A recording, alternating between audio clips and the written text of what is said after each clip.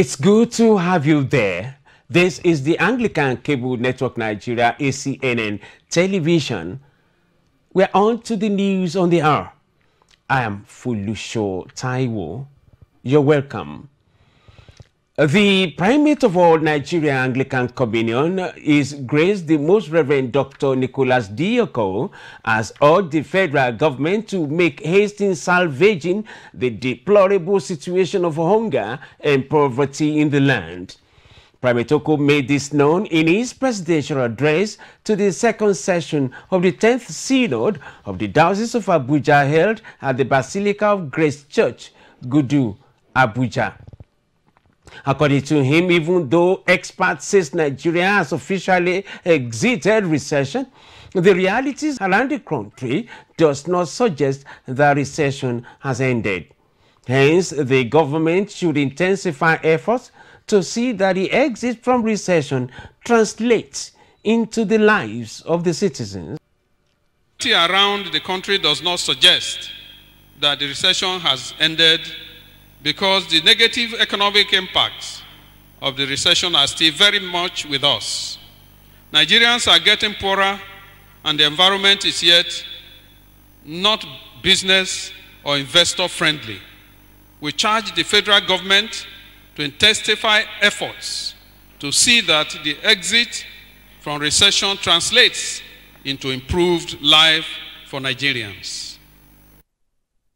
Toko commended the federal government on the steps it took in responding to the cries of workers on the minimum wage, and also implored the government not to forget the pensioners in the whole exercise. The Synod wishes to commend the federal government for taking steps in responding to the concern for workers' wages. The economic realities of the present day makes this step an imperative. We wish to call on the federal government to make haste with the process to salvage the languishing workforce. We equally implore the federal government not to forget the pensioners in the whole exercise. The governor of Lagos State, His Excellency Akinwumi has been commended for his great work in overseeing the infrastructural development and security in Lagos State. This commendation was given by the Bishop of Lagos Mainland Diocese, Anglican Communion, the Right Reverend Akikpelu Johnson, during his address to the third session of the fourth Synod of the Diocese. The bishop also advised the governor to ensure that good maintenance plan is also put in place. We must heartily commend our governor, His Excellency, Mr. Akinwumi, for the generous strides being taken in the area of infrastructural development and security in the state. Our state continues to set the pace for others to follow, and we trust that our governor will continue to strive to take the state to greater heights. We must thank our governor for the infrastructural development that he has brought to us in our own immediate environment. Both Yaba and Oibu bus stops are undergoing reconstruction, and very soon our people will be able to have better facilities available to them as they embark on their journeys. We do hope, however, that plans have also been put in place for their maintenance, as in the long run, that is what really matters. The bishop therefore called on the state government to look into the hazard of refuse that is clustered all over Lagos and do something tangible to remedy the situation, as people's lives are at risk. He stressed that a tourist state like Lagos should not be experiencing refuse problems. We are also of the humble opinion that the health of the people of Lagos must not in any way be compromised. The way refuse has taken over our streets creates in one the fear of an epidemic. We therefore urge the state government to urgently address the problem as it is, and in spite of the infrastructural developments, how can this be an international tourist destination we can truly be proud of? The refuse problem, if left unresolved, compromises the Lagos megacity project. Bishop Johnson called on the residents of the state to learn proper refuse management. We as a people must learn to dispose of refuse properly And quite honestly, if possible, we must begin to learn how to recycle our rubbish. Particularly important at this time is the war that is being fought against single-use plastic containers, such as pure water bags, plastic shopping bags, plastic water bottles, or soft drink containers. As convenient as they might be for us, they are quite honestly an environmental hazard.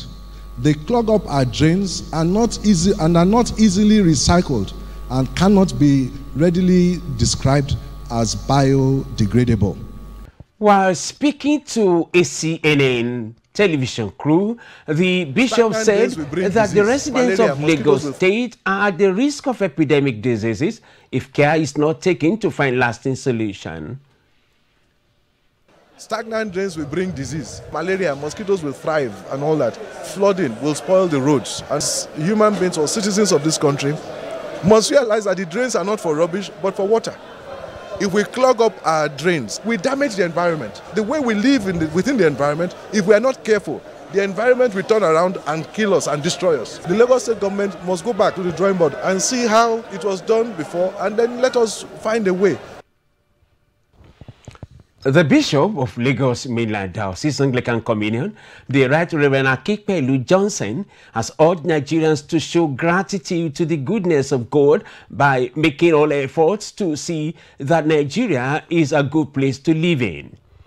Bishop Johnson made this call while speaking with newsmen after the Thanksgiving service of the Lagos Mainland Synod held at the Cathedral Church of St. Jude's, Ebute Metta, Lagos State. We should continue to thank God, and in thanking God, maybe, as St. Paul also said, that we continue to pray. Having said so, there's a practical dimension to it, that each and every one of us has a role to play to making Nigeria a better place, because Nigeria can be better, definitely. And if it means, first of all, by the elections coming up in 2019, that is one aspect of it. Linked to that is the role that we must play, that we should shun corruption, and do all that we can to make Nigeria great at whatever level, national, state, or local level. We all have a part to play. Meanwhile, the wife of the bishop, Mrs. Olabo Johnson, also called every family and every individual to see it as a point of duty to be appreciative of God's goodness. It is basically to say to the women and men, young and old, boys and girls, and every family that we need to make a life of commitment to God. All that we desire, all that we want, the things we wish for, the things we are aspiring for, can only come from God. And as we continue to live a life that is worthy of God's children, God is able, more than able, to supply all our needs according to His glorious riches in Christ Jesus.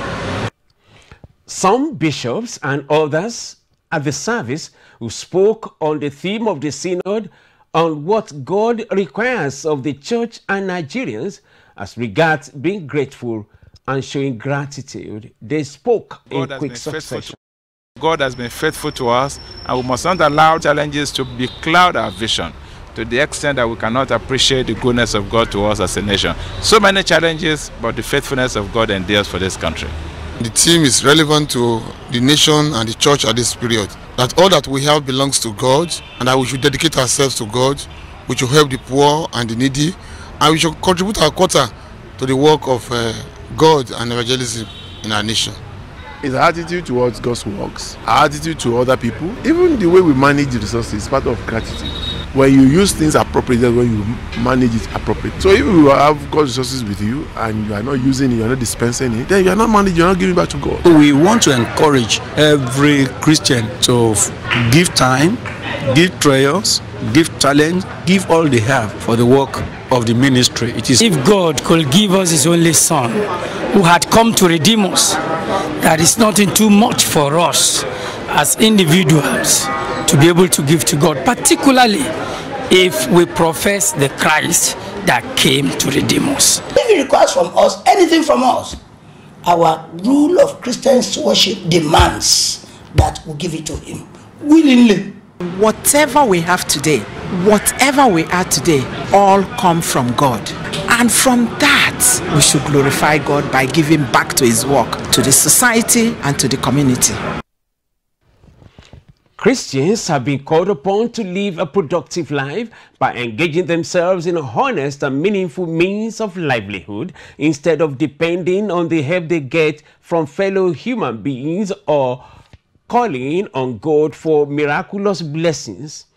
They have also been reminded to always be grateful for their lives and what they have achieved. This was the submission of the Reverend Canon Dr. Alfred Obekwe during his sermon at the third session of the Fourth Synod of the Anglican Diocese of Lagos Mainland. According to the Reverend Canon, idle Christians are everywhere, even in the church. God does not want a lazy man or woman. Some people do nothing and they want God's blessings in their life. If you're here and you don't do anything, you depend on people, today is the day of your liberation. That you stand aright and say, I will do something. It is out of your hard work that God will bless you. When you do something and depend on God, God will surely bless you. An idle man cannot progress. They are everywhere, and one God abundance grace. In churches, you see them. Also speaking during the synod, the Reverend Canon Emmanuel Olajiga said that from ungrateful hands stems all sorts of evil. Therefore, Christians should always be grateful. Every child of God should cultivate and inculcate the spirit of gratitude. It is not only opens the heart to further blessings, but glorifies the Father. An ungrateful heart is a fertile soil for all kinds of evil. In all situations, we should learn how to be grateful. The Bishop of Kutigi Diocese Anglican Communion, the Right Reverend Jeremiah Ndana Akolo, has said that the faithfulness of God over the Diocese of Kutigi cannot be counted or overemphasized. According to the Bishop, God's faithfulness over the past 10 years has been tremendous for the diocese. Bishop Kolo made this statement to the Synod during his presidential address at the first session of the Third Synod of the Diocese of Kutigi, held at the Cathedral Church of St. John, Kutigi, Niger State, with the theme, The Faithfulness of God. Done for us for the past 10 years. We are not counting on the achievements. But for the past 10 years, we are looking at some of where we have failed, where we are not able to measure up to the task. And despite the challenges that were there, God has sustained us for over these 10 years. He has done great things for us. And we look up to him for a brighter future, so that what the Lord has started in this land, it came as a surprise, and we were filled with uncertainties, how it will all go. But the Lord has sustained us, the grace of God has sustained us, He has been there for us, the mercy of God has been there. The Bishop further thanked God for helping the diocese to increase and for being with them even at their trying times. The Venerable Professor Pik Onwuche from the Anglican Diocese of Jos in the Ecclesiastical Province of Jos in Plateau State has stated that one of the critical things that makes some Christians poor is ignorance. Venerable Onwuche made this assertion during his ministration at the Diocesan Power Night of the Diocese of Abuja Anglican Communion held at St. Matthew's Anglican Church, Metama, Abuja, with the theme, Power to Make Wealth.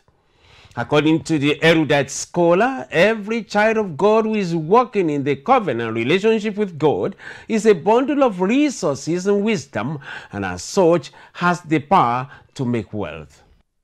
Every child of God, everyone who is walking in the covenant relationship of God is a bundle of resources and wisdom. It's only that you have not used it. Laban said when Jacob wanted to leave, he said, I have learned by experience how that God has prospered since you came.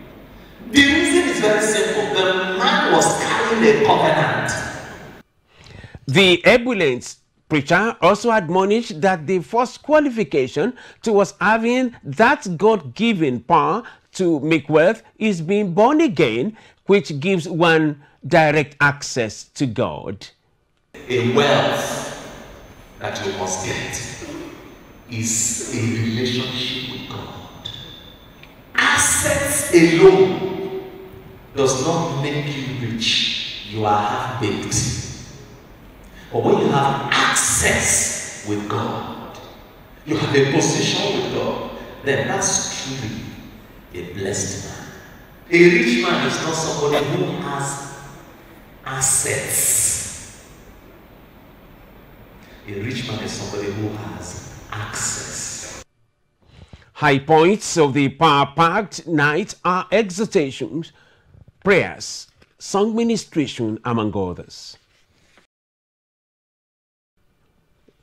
The primate of all Nigeria Anglican Communion, the Most Reverend Dr. Nicholas D. Oko, has drawn the attention of the public to a scam SMS Facebook posts and WhatsApp messages soliciting for funds about an alleged death of his brother in America. According to the primate, the information is false and hence should be disregarded. Primate Oko made this known through his secretary, Venerable Acnn.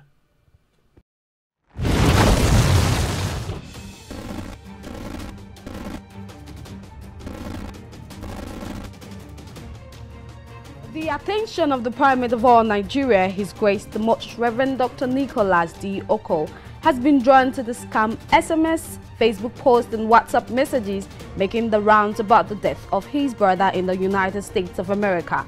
These imposters are also sending scam messages to a select well-meaning Nigerians soliciting for funds to bring back the body of the deceased brother to Nigeria.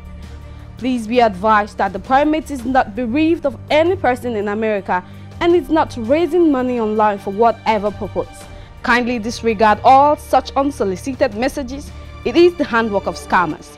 The relevant security agencies have been duly contacted, but their cooperation so far has left much to be desired. While we are not relenting in the fight to combat this cybercrime, please be advised not to send any money to any bogus bank account or click any link online to donate money to the primate. Beware. Be wise, don't fall a victim. Signed, Venerable Acnn, Secretary to the Primate.